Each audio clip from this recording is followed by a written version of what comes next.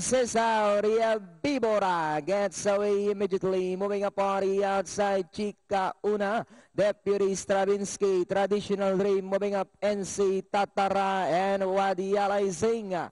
Into the turn, they gallop. We have Bibora, Bayoralenka, moving up now in the middle is Traditional Dream alongside third Chica Una. 2 lengths away in fourth, Deputy Stravinsky, Wadialay Zing, NC and Tatara. They swing into the back. Bibora, she's a length in front of Chica Una. And in third, Traditional Dream.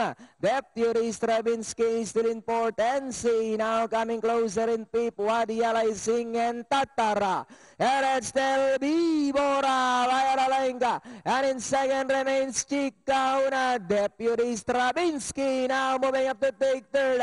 Then followed by Traditional Dream, Wadialay Zing, NC and Tatara. Chica Una takes the lead now by about 2 lengths. Bibora, Deputy Stravinsky, NC, Wadialay Zing, Tatara and Traditional Dream as they come down at the last 150. Chica Una now by about 5 lengths. Deputy Stravinsky, NC, Wadialay Zing. Last 50 meters, we have Chica Una and finally Chica Una. Second, NC, Wadialay Zing, Deputy Stravinsky, Tatara for your pentapecta.